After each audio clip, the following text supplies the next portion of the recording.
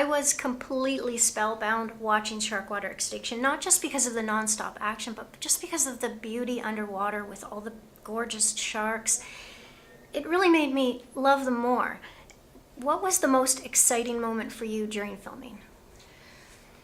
The most exciting moment was to meet Rob for the very first time and feel his energy and power of putting all this beautiful team together to make something really powerful happen as this film. And of course working with them, trying to share knowledge and trying to think crazy ideas of how to not only save sharks but other species. So it was the energy I could feel around that was super, super beautiful. You had some harrowing moments in this movie. Like, it's a very exciting film to watch. What was the scariest part or most exciting part that you experienced while filming with Rob? Well, scary was on that moment that we realized that we were sleeping in a place that we were not supposed to be. You know, a hotel that it was owned by a same person that it was owning a exporter fin company, a trader in the shark fin trade.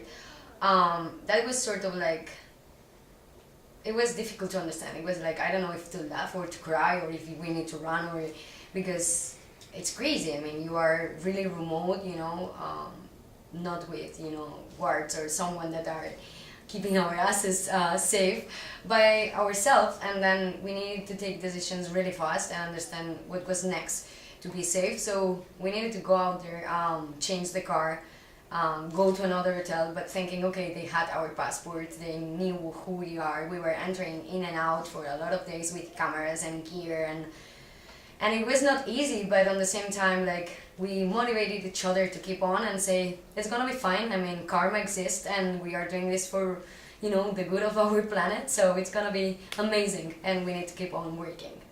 How much time did you spend with Rob during filming?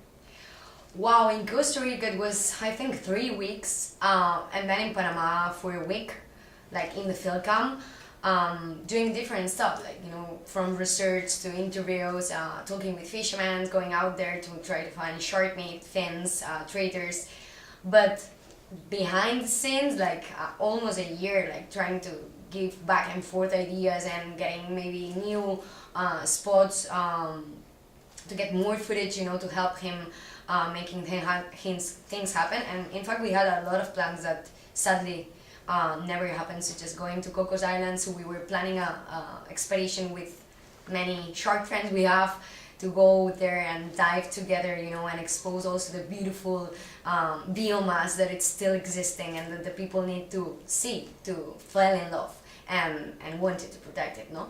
But sadly we couldn't make everything happen. But Costa Rica was a long journey. It was a lot of days, and also being involved like in an international, like in a national congress, in an international congress that was CMS. So we were going back and forth from ports to a room where everybody was like super well dressed and we were smelling like shark. And yeah, it was intense, but it was so beautiful experience. Do you have a funniest memory of Rob? Funniest? Yeah. Ooh, I have a lot of memories, funniest memories of Rob. I mean, there's some of them that are a little bit like, I don't know if I can talk about this in camera, but yeah, we were dreaming about crazy projects, you know, like naming crazy projects and laughing. And one of the most beautiful moments I remember, it was inside of the car, all of us like singing, you know, like we were doing this journey by car and putting music and getting excited like kids. So that was a beautiful moment. Like music also brought us really connected. He loved music so much, and I still hear these songs and it's like having him around. What kind of music did he like best? He liked The Monster and the Man. It's a group that have beautiful songs with beautiful lyrics. He had a lot like house music, you know, a little bit like retro house music. I mean, he had different tastes. It depended on his mood. He also liked classic in some moments, you know. So we were just like mixing our list, you know, Spotify list here, there, and also like exchanging music, which was super beautiful. In fact, I showed him one group that was called Oh Wonder, or is called Oh Wonder, and he loved it, and he was like, oh, we need to contact them and put them on the film.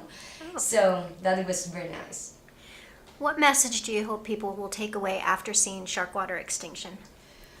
I hope that the people will understand that we need to act right now, that we don't have more time. It's already a story that we have been here for a while. It changed, it evolved, and it's happening. It's still happening. So something was not working.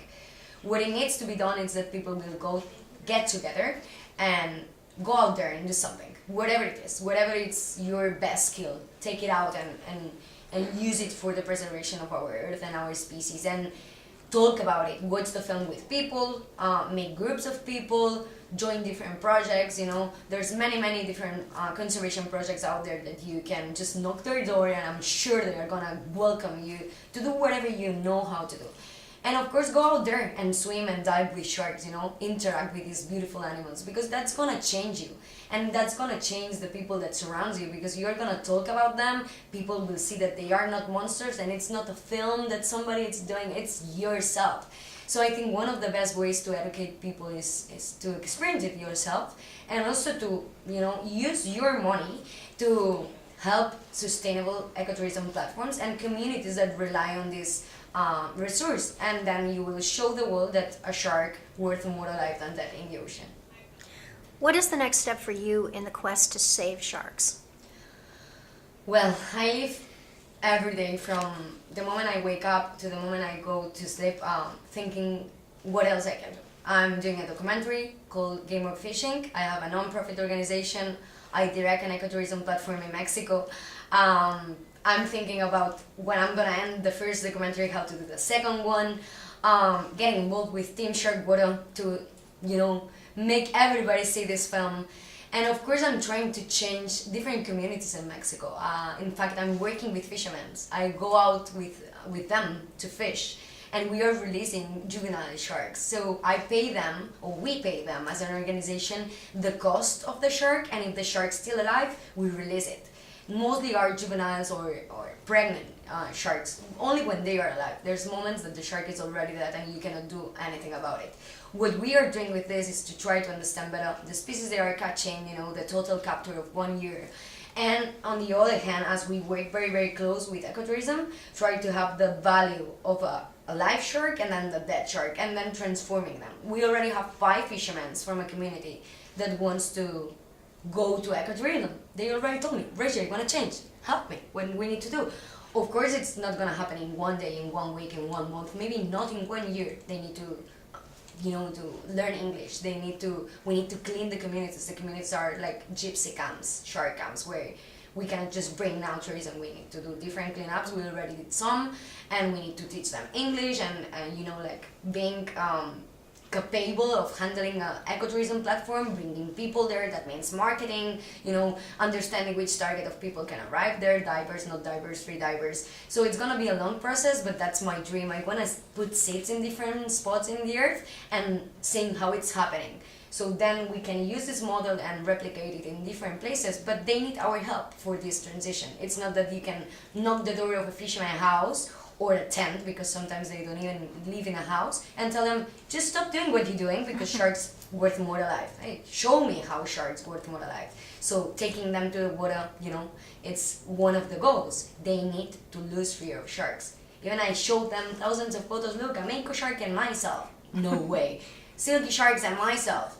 Great whites and myself. And they are like, dude, are you using I don't know, this is a live photo, no? Or this is a fake photo. No, it's true. So we need to get them in the water, losing fear of these animals, understanding how we can work together and hand by hand, changing spots. It's gonna be saving accounts for species. Thank you so much for talking to me today, and thank you so much for all that you do to help save these beautiful creatures. Of course. Gracias. Thanks for having me.